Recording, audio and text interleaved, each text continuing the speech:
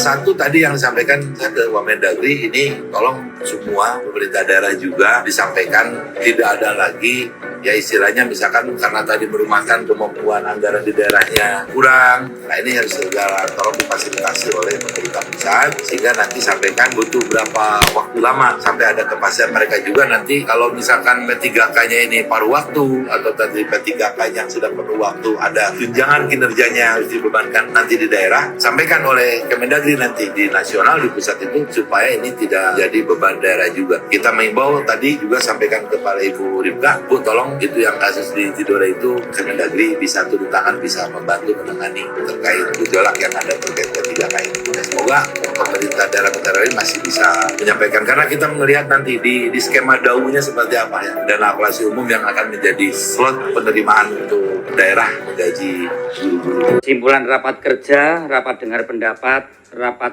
pendapat umum Komisi 2 DPR RI dengan Menteri Pendayagunaan Aparatur Negara dan Reformasi Birokrasi, Menteri Dalam Negeri, para kepala daerah, asosiasi pemerintah provinsi seluruh Indonesia, asosiasi pemerintah kota seluruh Indonesia, dan asosiasi pemerintah kabupaten seluruh Indonesia, Senin 8 Juni 2026.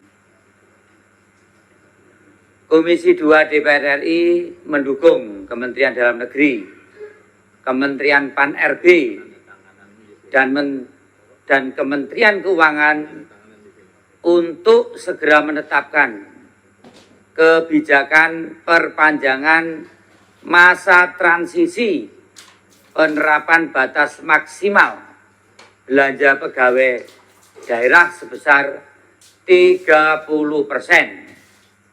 dari total belanja APBD untuk menjamin keberlangsungan penyelenggaraan pemerintahan.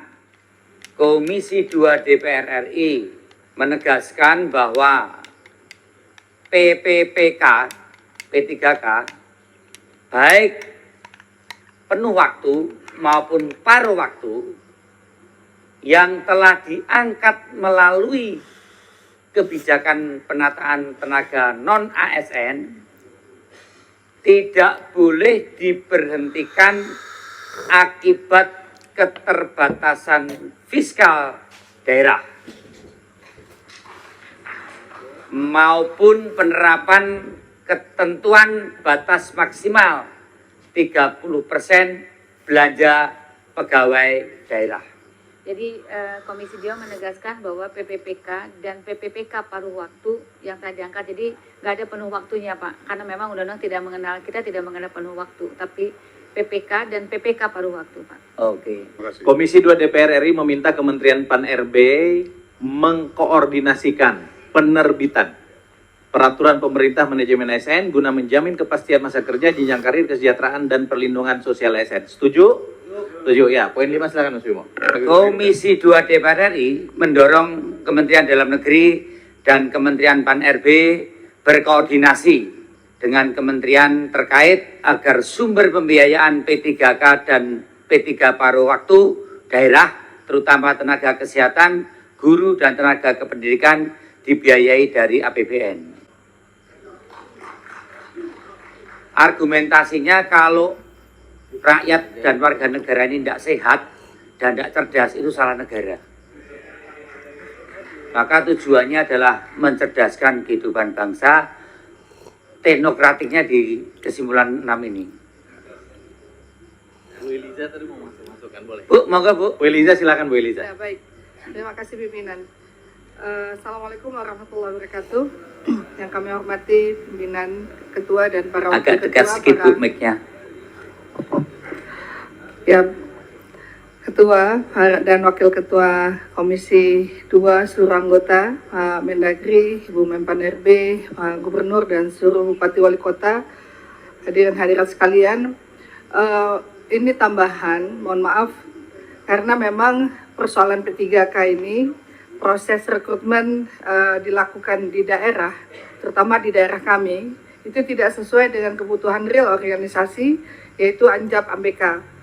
Melainkan sebatas formalitas saja, sehingga penempatan itu tidak berdasarkan kebutuhan. Need assessment yang harusnya kita melakukan asesmen terlebih dahulu. Ya, Bu, Nah, substansinya sudah masuk. usulan kami bahwasanya meminta kepada Menpan RB agar P3K ini dapat ditempatkan sesuai dengan kebutuhan analisis beban kerja di OPD berbasis asesmen yang dilakukan oleh pemerintah daerah, kabupaten, kota, dan provinsi begitu. Oke. Terima kasih. Sebagai catatan Artinya ya. mereka ada fleksibilitas karena kami ini kan ada kebutuhan yang harus kita sesuaikan. Kami juga punya Banda Aceh Academy yang kita lakukan untuk meningkatkan kapasitas. Ya. Maka ada fleksibilitas di dalam penempatan P3K dan juga baik penuh maupun paruh waktu. Terima kasih. Saya kira Ibu Menteri akan mengkoordinasikan di keputusan nomor 4. Komisi 2 DPR RI meminta Kementerian PAN-RB mengkoordinasikan penerbitan peraturan manajemen ASN guna menjamin kepastian masa kerja, jenjang karier, kesejahteraan, dan perlindungan sosial ASN. Saya kira terakomodir di sini nanti, Bu, ya. Oke. Nomor 7. Nomor 7. Sebentar, saya ingin pengertian soal nomor 6. Itu kan ada Komisi 2 mendorong dan seterusnya, kemudian PNWB berkoordinasi dengan kementerian terkait. Terkait itu kementerian apa maksudnya? Kementerian terkait itu Bang, mulai dari Bappenas, Kementerian Keuangan, Kementerian Pendidikan, Kesehatan. Oh, Biarlah nanti mereka di rapat kabinet, karena kita belum bisa ikut rapat kabinet. saya ngerinya Menteri Keuangannya dilewatin, cuma Bappenasnya aja. Enggak lah Pak. Enggak usah ya? Enggak ya? Enggak perlu ya? Bang Tito ini kan udah Bang Nasihati, Oke. udah pasti top lah. Ya sekarang Pak Mungkin. Mendagri aja ya? Iya, Oke, iya. terima kasih. Nanti Apexi dipanggil juga nanti Pak Susan. Nomor 7. Ini nanti yang ngetok Pak Ketua sebagai pemimpin rapat. Saya membacakan draft disempurnakan dulu. Komisi 2 DPR RI meminta pemerintah daerah melakukan efisiensi belanja yang tidak berdampak langsung terhadap penyelenggaraan pelayanan publik. Mengoptimalkan PAD serta melakukan perencanaan kebutuhan ASN secara lebih terukur sesuai dengan kompetensi ASN, kebutuhan real penyelenggaraan pemerintahan, dan kemampuan fiskal daerah. Enggak esensial lah nomor 7. Naik tadi ya, sudah drop aja. Drop. Orang lapar nggak usah disuruh makan, mesti makan gitu kan.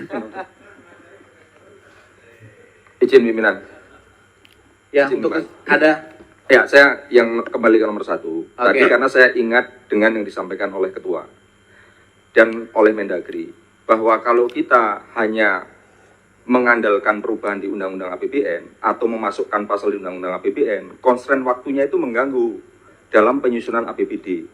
Makanya Ketua tadi menyampaikan di pasal ayat 3 itu, pasal 146 itu, berpotensi untuk bisa hanya diterbitkan peraturan Menteri Keuangan.